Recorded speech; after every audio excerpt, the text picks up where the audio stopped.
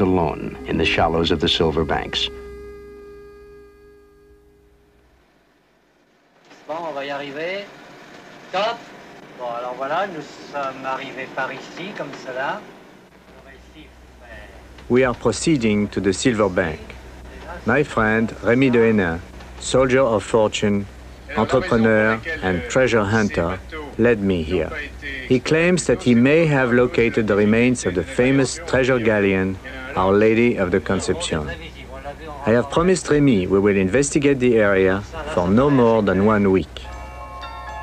Rémi de Hénin pilots Calypso through the dangerous shoals of the uncharted Silver Bank, first called Abrojos, meaning keep your eyes open. Here, at least 30 known ships have prematurely met their fates on the eviscerating knife edges of barely submerged pinnacles of coral.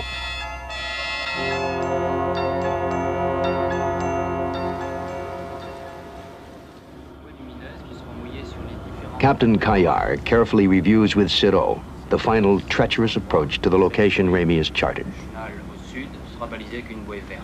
The ship's launch sets out to mark the narrow channel with seabuoys. They will serve to guide the helmsman to a safe anchorage, hopefully within yards of the long-lost treasure galleon.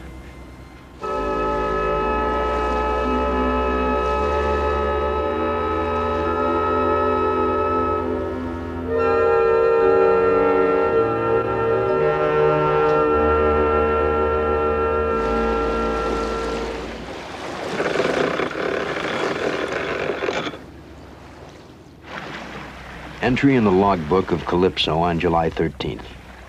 The search for treasure at Silver Banks begins. Diver, cameraman, and launch pilot make up the exploration team. It is 11 a.m. The sun is bright. The water clear for the 50 feet to the bottom of the reef. Near the surface, on the windward side of reefs, coral can grow at the rate of 1/2 inch a year.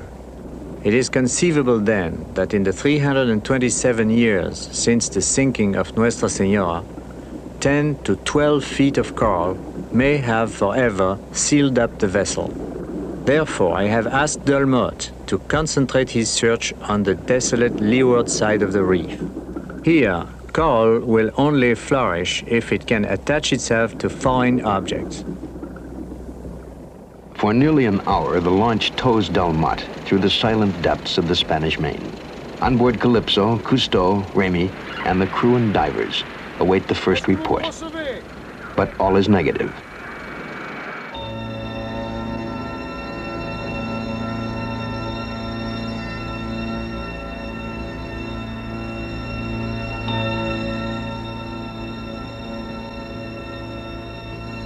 An amazing and unbelievable 55 minutes after Delmotte begins the search, he finds what Rémi said he would find: apparent evidence that a sailing vessel had long ago sunk at this secret site on the Silver Bank. It is a ship's cannon, similar to the armament once used to defend the galleons of the Spanish treasure armadas. Cameraman Deloy immediately surfaces to report the discovery.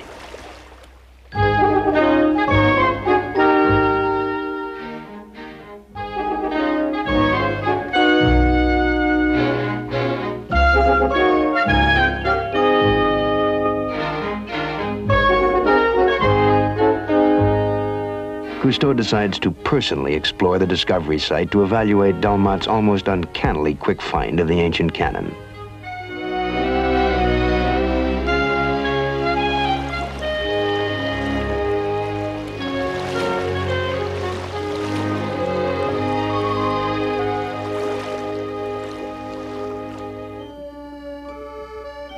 We have carefully studied the tides and winds of the Silver Bank. Once below, Rémi and I sense almost immediately the direction in which the wreck must have been moving before striking the reef.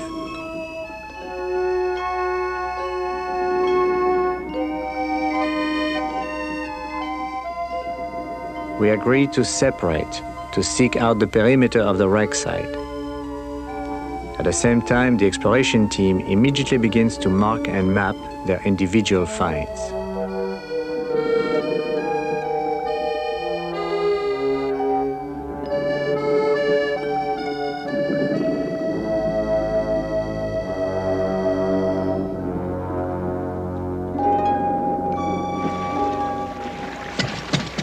Topside, the launch crew cranks to life a fire pump attached to a water jet. The diving team immediately begins a preliminary clearing of sand and silt. Cousteau logically hopes to discover fragments of the ship's timbers, which will help him to accurately identify the wreck.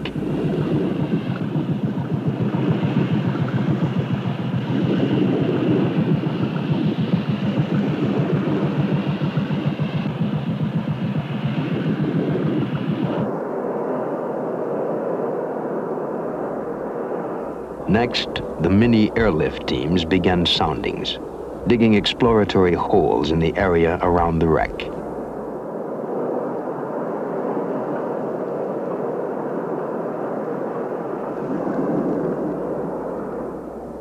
The team hopes to produce evidence which will aid Cousteau in solving the first mystery, to determine the perimeter of the collapsed galleon. In the meantime, the mooring crew uses the jagged coral teeth of the deadly reef head to secure Calypso. Ramey, anxious to find corroborating proof that the wreck is definitely the treasure galleon, continues his search just below the crown of the reef.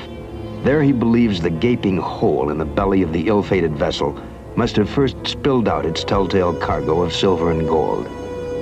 Suddenly, Ramey makes a discovery, which will trigger dreams of glory and fortune in the imaginations of the men of Calypso. They are ancient ship's cauldrons, the same kind of cauldrons which helped save the lives of the survivors of Our Lady of the Conception.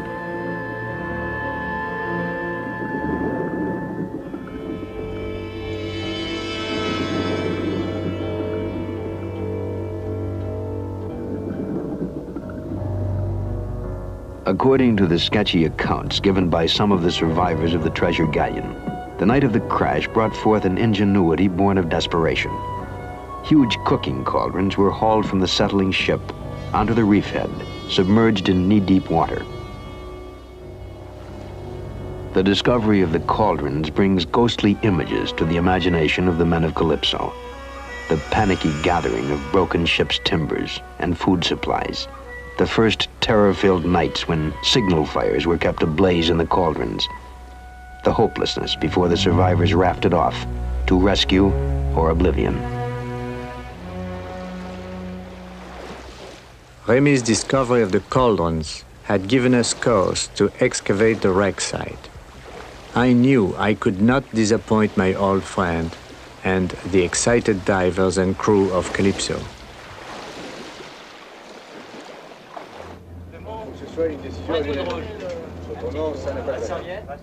But first Cousteau, aware of how gold fever can alter even the strongest man's character, cautions the men of Calypso. Excavating the wreck site will take relentless and backbreaking labor. The wreck may or may not be the treasure galleon. They must also agree in advance on how to divide the spoils if they should discover treasure or other artifacts of value. He has put the undersea gamble to a vote. Each man in his own way awaits the outcome of the secret ballot.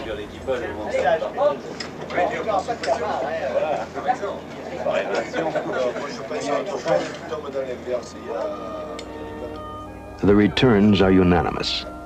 For the first time in the long voyage of the research vessel Calypso, the men and divers will hunt for sunken treasure.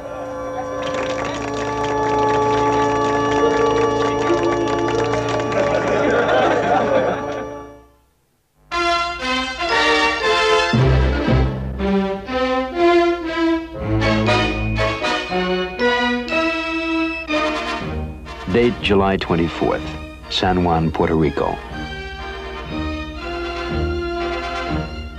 We must hurry. The Caribbean hurricane season is approaching. The men have worked night and day, constructing the salvaging equipment we will need. Veteran Calypso comrade and world-famous undersea archaeologist Frédéric Dumas has hurried to join us.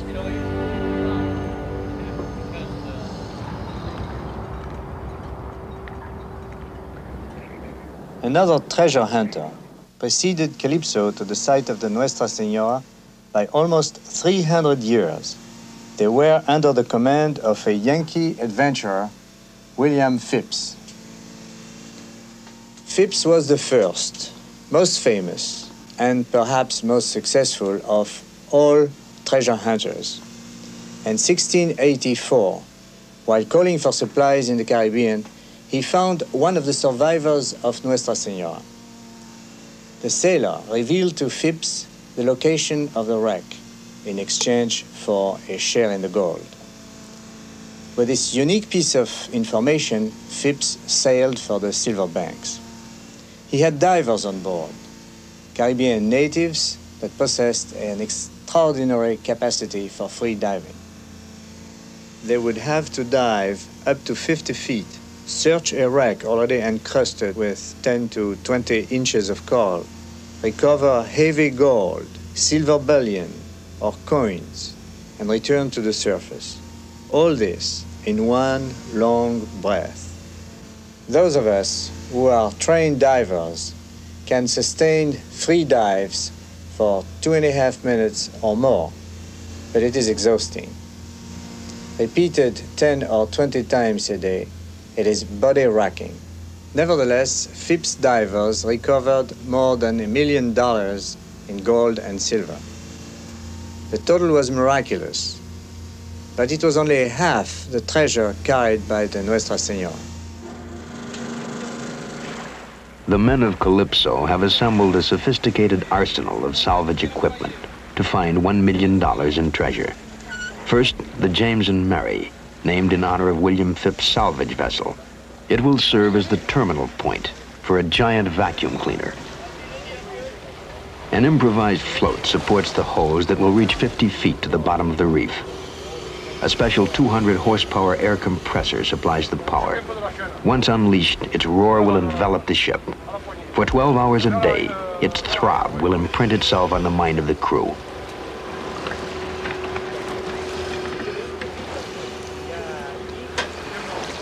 Through the airlift pipe will pass 50 tons of water an hour and 5 tons of sand, silt, and coral debris. All this must be swept aside to expose the wreck.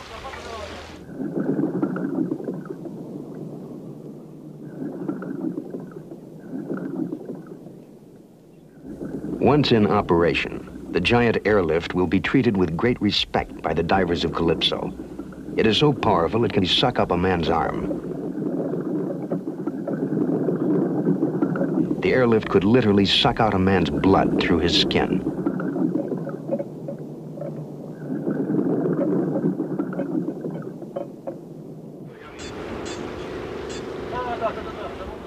Waste sucked up from the wreck site will pass through metal baskets set in the James and Mary, 8-foot strainers to sift out sand and catch anything of value. Soon all is ready, and Cousteau calls for a final inspection. A diver examines every inch of the 5-story airlift. The hose goes straight to the bottom from its terminal point, but the nozzle, the working end of the vacuum cleaner, must be set up far from the James and Mary. If it were directly below, silt and sand pouring out of the strainers would rain down on the divers, cutting visibility and filling the excavation holes. 50 feet to the ocean bed. Then it goes 20 yards along the floor to the first excavation. To the crew from this day forward, the airlift will have a name. Seeing it in its entirety, they christen their temperamental toy the Monster. An underseas lookout gives the signal, and a 20th century treasure hunt begins.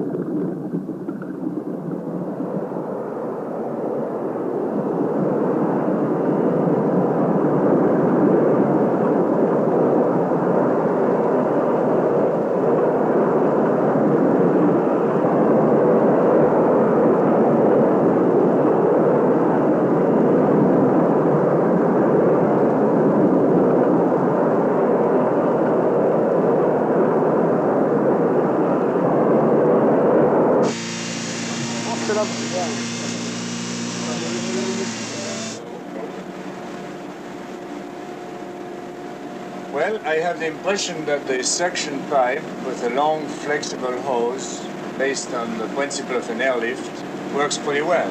But they seem to have a lot of trouble with the ground itself. Well, the ground is especially difficult for a suction pipe because it is a mixture of mud and gold with big lumps. And you, Remy? Well, I think the same, but problem is that it's a lot of material to remove and you need at least one assistant, maybe two on each diving team. Well, we will organize the teams with at least one assistant. At Ramey's suggestion, a third man is added to the alternating airlift teams to control the powerful bucking of the monster.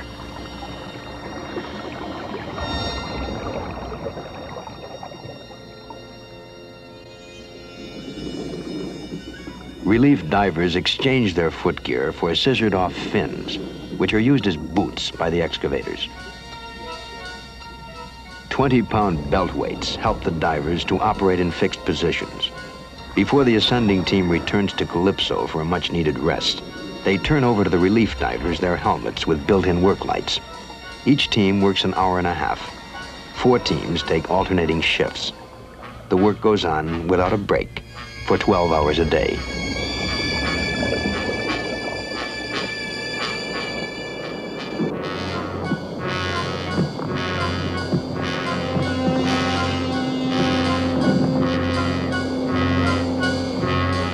Medium-sized pieces of material create new problems.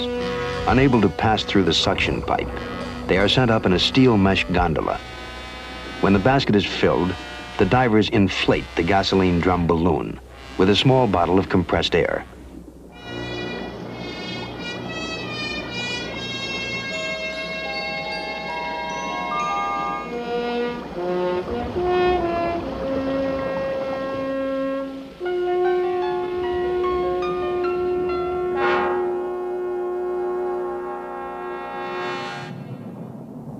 While the airlift teams have been working on the level areas of the wreck site, another team has devised a method of bringing on board Calypso mysterious ton-heavy chunks of coral which stud the recovery area. It is Delois who named them cannon coral. He discovered these toadstool-shaped formations seem to grow around large metal pieces, cannons in particular. Once on deck, a voluntary Alcatraz crew breaks the coral apart to reveal its inner secrets.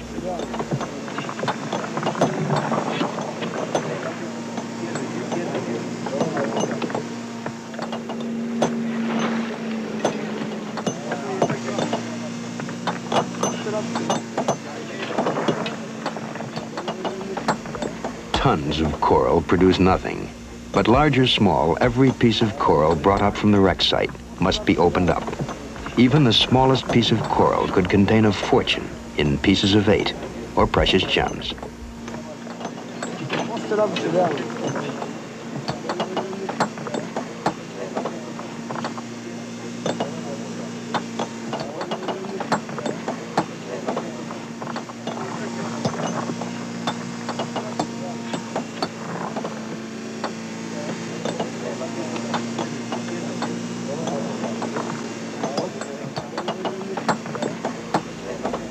The enormous effort results in but a hope-sustaining collection of cannonballs and ship's rigging.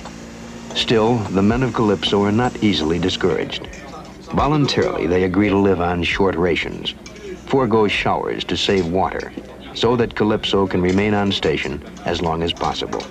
Such is the nature of gold fever.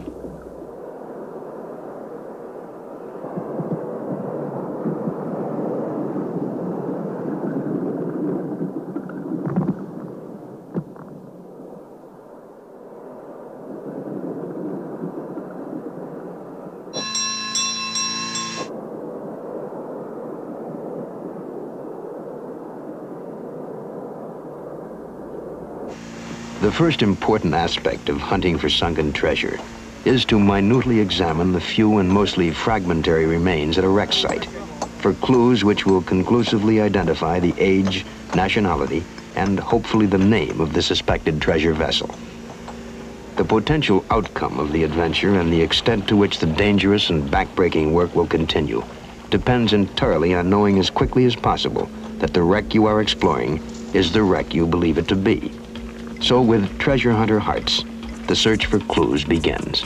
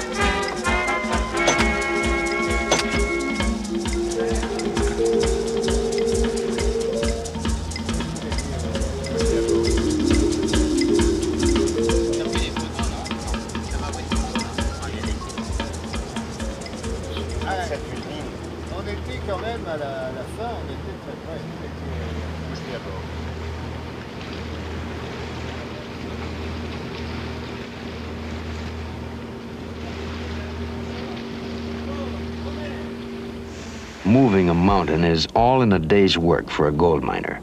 Making a mountain is all in a day's work for the treasure hunters of Calypso.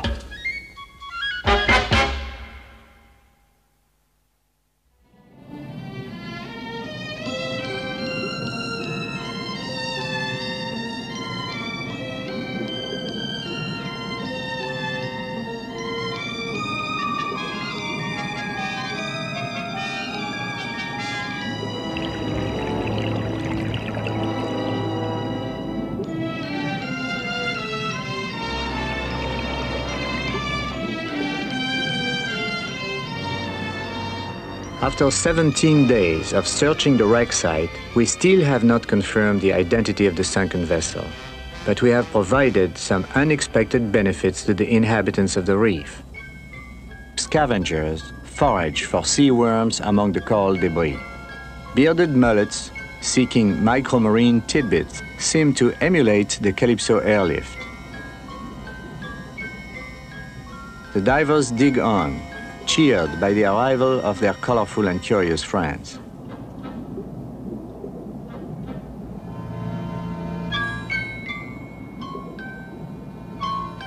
Inadvertently, we dislodge tasty morsels from their hiding places.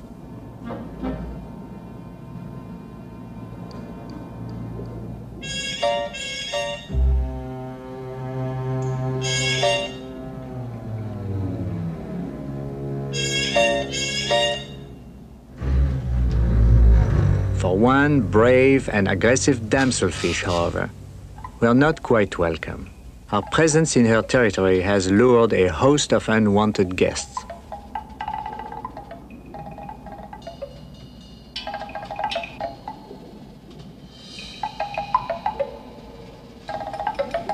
She is determined to guard her ground against all invaders, regardless of their size. And that goes for the divers as well.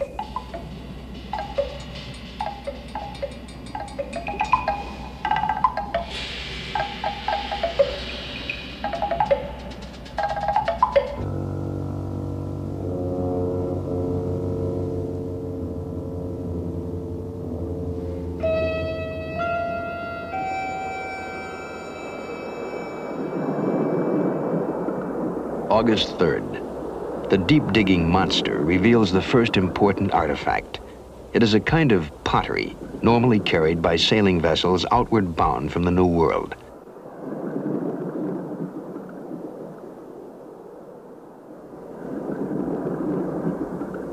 The crudely fashioned jug resembles containers made by South American Indians. They were used by mariners during the long Atlantic crossing for the preservation of foodstuffs. But most exciting is the fact that the pottery is unbroken.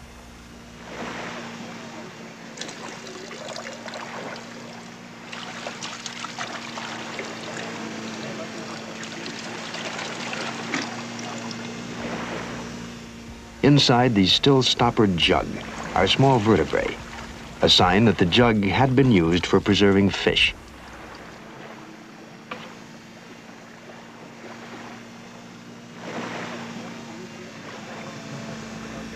The divers have taken an extra precaution against injury.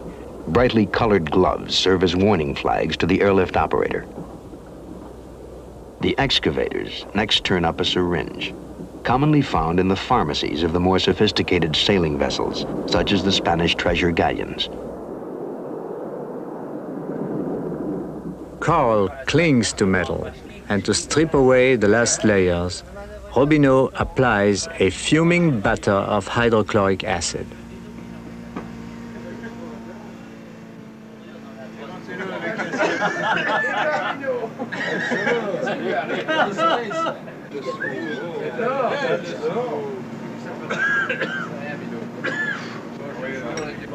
The best comes last, a metal plate.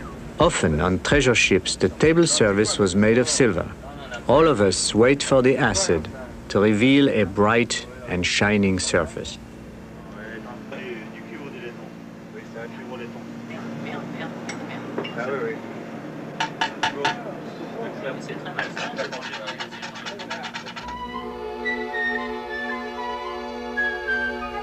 More tin and pewter plates are discovered by the divers.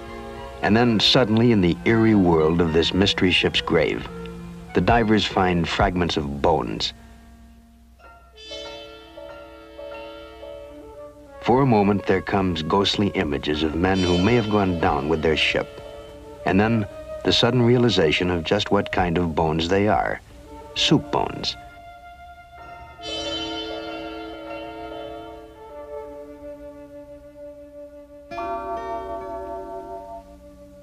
Bernard is digging here near this gun and is finding remains of the kitchen and heaps of ox bones and pork bones. So we probably are near the galley in the forecastle. What do you think, Remy? Oh, it's quite true. The galley and the ship stores were on the forecastle. But part of the forecastle and part of the deck might have collapsed on one side, so to find the real hull, we have to dig across to find the heavy timbers. Yes. If we are above... Cousteau, Remy, and Dumas agree that the excavation must take a new direction if they are to find the hull in which the ship may have carried heavy gold or silver bullion. Around the bow. Anyway, we are not very far. Oh no, certainly. Much like detective work, each new find provides another clue to the mystery. Time after time, the excavators unearth stacks of fragile cups and bowls completely intact. They are set inside each other as if they had been packed in cargo crates. Based on this evidence, Dumas will set forth a theory. He believes the ship settled on her side when she went down. The crates, he speculates, must have been stored on deck. As the ship rolled on her side, deck cargo had slid off into the sea. It rested there undisturbed and unbroken. Fragile objects which remained inside the wreck would ultimately have been crushed by the rotting and collapsing ship's timbers.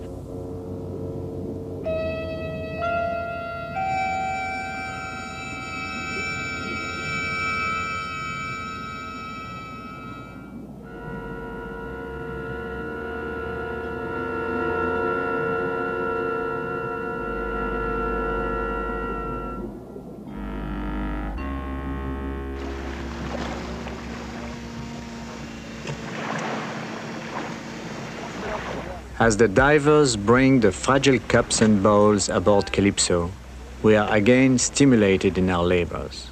the delicate tableware appears at first to be genuine Chinese porcelain, worth a fortune. We recall that at the height of the Spanish treasure armadas, galleons from the Philippines would transfer cargoes of Chinese porcelain to ships bound for Spain.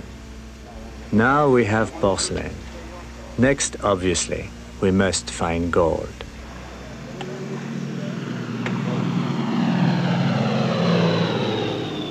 U.S. Air Force weather planes scour the unpredictable Caribbean. Their reports are useful to Calypso. Captain KR maintains a detailed weather map. And on the 15th of August, a dreaded storm breaks. He makes a crucial decision to stay on station, convinced that only the edge of the storm will pass over Calypso's position.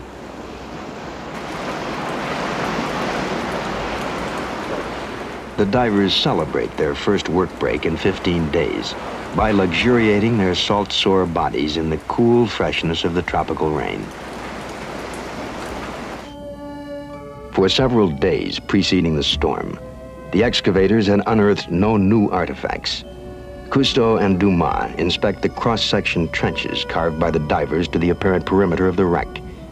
The operation area is empty, save for the remnant planks of the ship's hull exposed by the digging. Cousteau now sees that the wreck is not a whole ship, only the forward third, where the galley had probably been located. Convinced that his theory is right, he signals to Dumas his belief that the ship had broken in two when it crashed on the reef.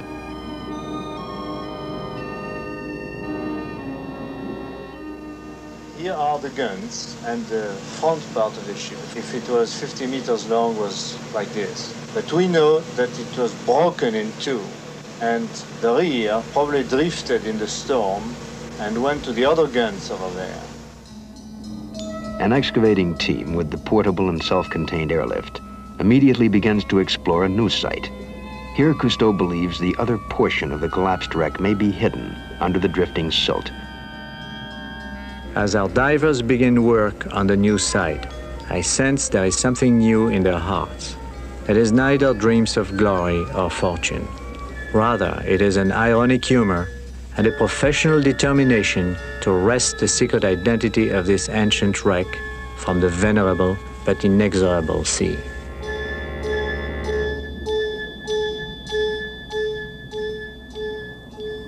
Although Spanish treasure ships often carried French, Dutch, or Italian armament, Cousteau also decides to bring one of the wreck's cannons aboard. There is a slight possibility that the arsenal markings may shed some light on the identity of the wreck. The cannon reveals little. Inscribed on the cannon is only the cryptic code H2250A, but no date. Even had a date been etched on the cannon, it could have proven deceptive. Cannons forged in the late 1500s were still in active use up to as late as 1820. The recovered cannon does reveal one thing. When the ship crashed on the reef, its guns were loaded and primed for combat. A common habit of most ships' captains during the open sea days of pirates and privateers, who preyed on cargo and treasure ships alike. The cannon weighed more than a ton and was capable of firing a mass-snapping cast-iron ball weighing up to 8 pounds. Our catalogue of work is frightening. 18 days of back-breaking labor, deafened by the constant din of the compressor.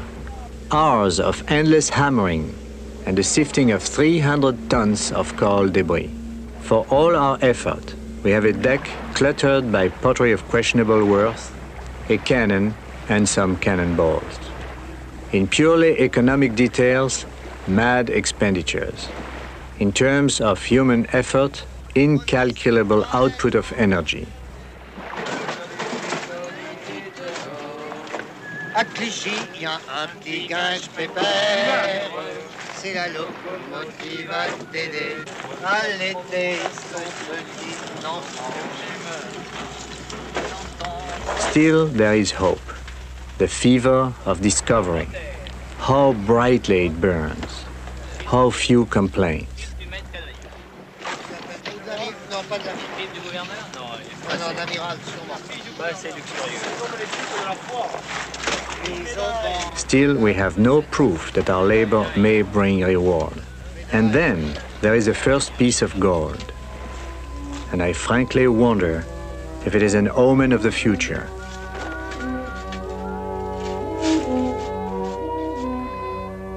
A gold medal of Saint Francis of Assisi, patron saint of the poor.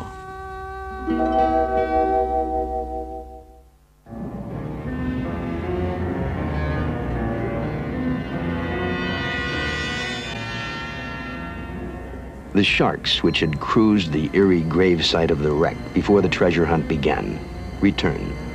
Perhaps they have returned because in some primeval way, they sense the time has come for Calypso to depart the Silverbanks. But to veterans of the Red Sea expeditions, the sharks are simply another variety of fish.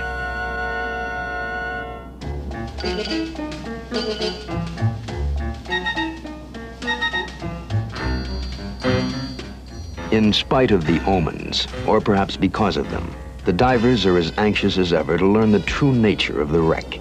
They have moved the monster to the new site, where the digging continues in earnest. Their determination is about to be rewarded. Suddenly, the teams uncover a cache of lead packing seals. Carefully and gently, the diver places the tiny seals inside his work glove. Packing seals had always been used by mariners to seal gold packets.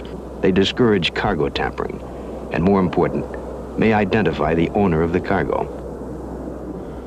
I knew once again we had not found conclusive proof of the ship's identity. The fleur-de-lis in the design has been used commonly by both the French and the Spanish. The Latin inscription expresses the thoughts of all the early conquerors of the New World. Florebo quo ferar, I will flourish wherever I go. Meanwhile, below, the excavators have unknowingly discovered the telltale clue, which at long last will affect the final outcome of Calypso's hunt for sunken treasure. It appears to the divers to be a bell clapper, but is in fact a brass weight that had been used on the ship's scales. In the century when the weight was used, the boards of trade of the various European maritime nations would check the honesty of the ship's weights every 5 years and inscribe on the weights the last date of inspection.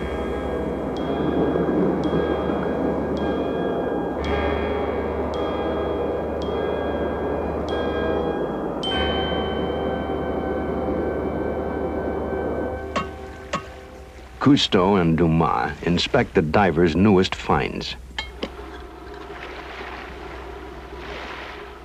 Ça, c'est un pistolet. First, the fossilized impression of an officer's pistol.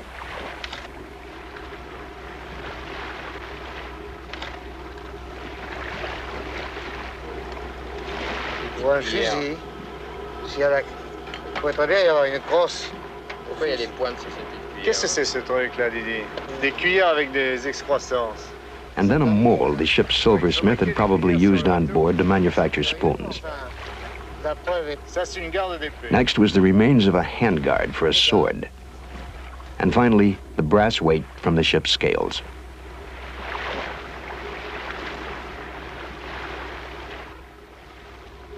$1756, joli. 1756. The hunt for sunken treasure is over. We found this scale weight, and we know, because of the date inscribed on it, that the ship we're working on is at least a century younger than the galleon we hope to find.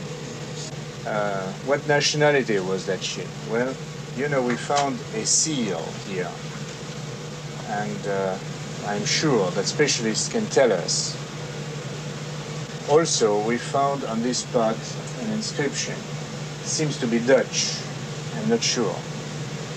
Looks like. The ship was carrying a cargo of thousands of bottles, square bottles like this. Probably rum, no? Yes. Very likely. And hundreds of pieces of pottery. Like these goblets, these cups. With gold fever drained from the atmosphere, archaeologist Dumas has taken time to carefully examine the cups and bowls.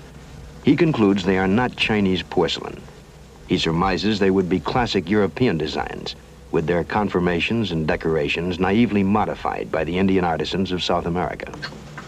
All these plates, very curious plates. Very strange design. Which shows that the ship probably was sailing from the New World to the Old World. Very probably. We're not sure yet.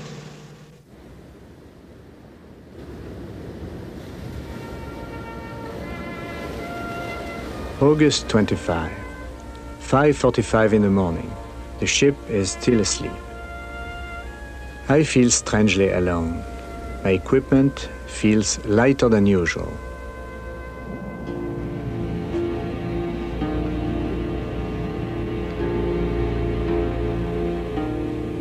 As I slowly sink, I can embrace the entire work area at a glance. We will soon be closing our treasure hunt. In 15 minutes, Raymond and Jean-Pierre will dive to their tasks. But now I am alone and at home in the sea. Today, objects have a new dimension. Time is abolished. Wooden planks, anchors, cannons belong to the Flying Dutchman. The suction hose is the sea serpent asleep. Water frees me from gravity and winks to realities. Here, success and failure become so much alike. Both have little importance in the end. And I feel today how much my own approach to the world, to men, to society, how much all my morals have been influenced, then dictated by 32 years of diving.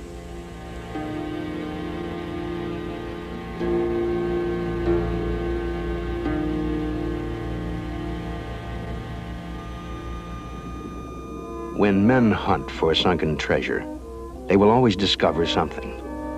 Sometimes the treasure, sometimes not. But whatever happens, they will surely discover something they never knew before about themselves. As men, it is revealed more in their eyes than in their words. Eh bien, j'aurais acheté de la terre, beaucoup de terre, des collines, des arbres, un ruisseau, peut-être une vieille maison. En fait, j'y ai jamais vraiment pensé, jamais vraiment cru qu'on pourrait trouver un trésor. Ça me semblait quelque chose d'un peu... J'espérais qu'on soit pas venu ici pour rien. Mais, enfin, sérieusement, j'y croyais pas tellement. Je suis comme Saint Thomas, moi, il faut me montrer, après je crois. Ah oui, j'ai toujours une bête car, moi. Je l'aurais bien employé, mais on l'a pas, mais tant pis.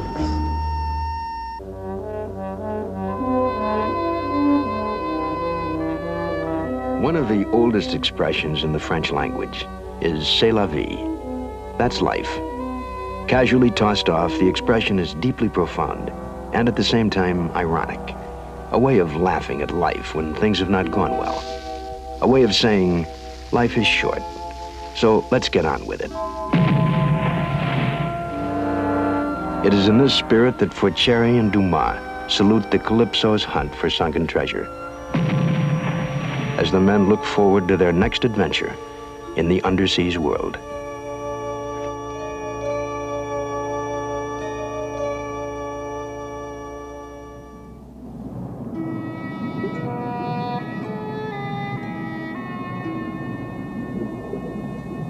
The ways of the sea, the ways of sunken treasure hunters are as certain as the sunrise.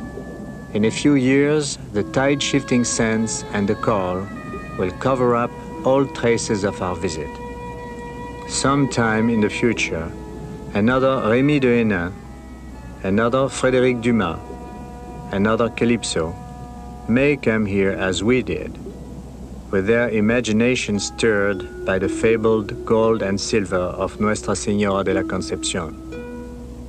There would be no treasure, but perhaps if they found the curious remains of the James and Mary we left behind, they would laugh at themselves the way we laughed at ourselves.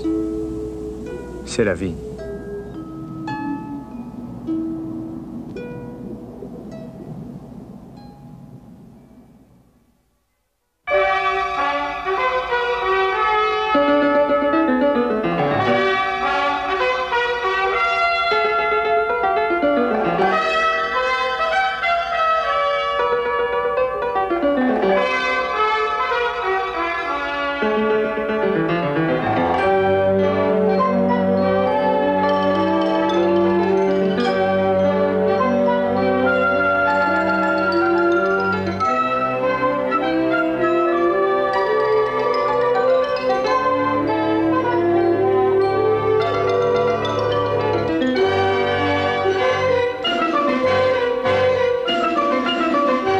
alone in the shallows of the Silver Banks. Bon, on va y arriver. Top. Bon, alors voilà, nous sommes arrivés par ici, comme cela. We are proceeding to the Silver Bank. My friend Rémi de Hénin, soldier of fortune, entrepreneur and treasure hunter, led me here. He claims that he may have located the remains of the famous treasure galleon, Our Lady of the Conception. I have promised Rémi we will investigate the area for no more than 1 week. Rémi de Hénin pilots Calypso through the dangerous shoals of the uncharted Silver Bank, first called Abrojos, meaning keep your eyes open. Here, at least 30 known ships have prematurely met their fates on the eviscerating knife edges of barely submerged. The search for treasure at Silver Banks begins. Diver, cameraman, and launch pilot make up the exploration team. It is 11 a.m. The sun is bright. The water clear for the 50 feet to the bottom of the reef. Near the surface, on the windward side of reefs, coral can grow at the rate of 1/2 inch a year. It is conceivable then that in the 327 years since the sinking of Nuestra Señora, 10 to 12 feet of coral may have forever sealed up the vessel. Therefore, I have asked Delmotte to concentrate his search on the desolate leeward side of the reef. Here, coral will only flourish if it can attach itself to foreign objects. Immediately surfaces to report the discovery.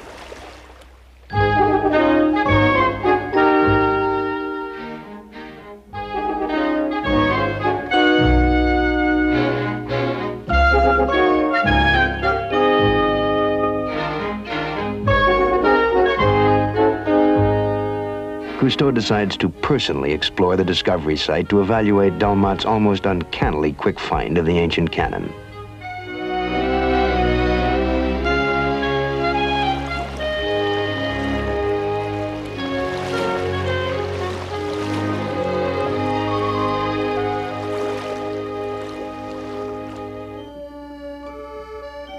We have carefully studied the tides and winds of the Silver Bank. Once below, Rémi and I sense almost immediately the direction in emerged pinnacles of coral.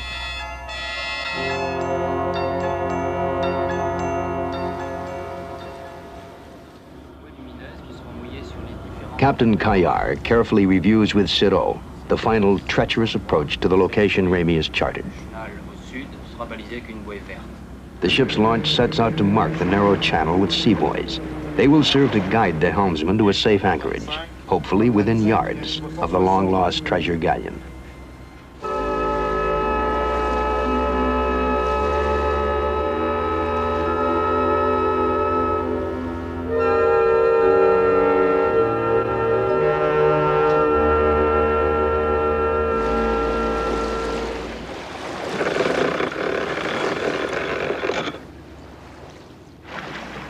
Entry in the logbook of Calypso on July 13th.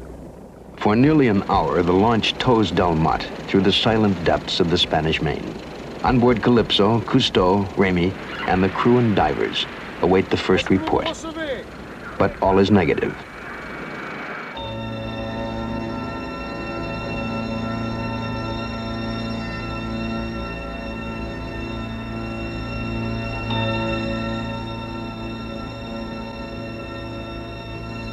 An amazing and unbelievable 55 minutes after Delmotte begins the search, he finds what Rémi said he would find: apparent evidence that a sailing vessel had long ago sunk at this secret site on the Silver Bank.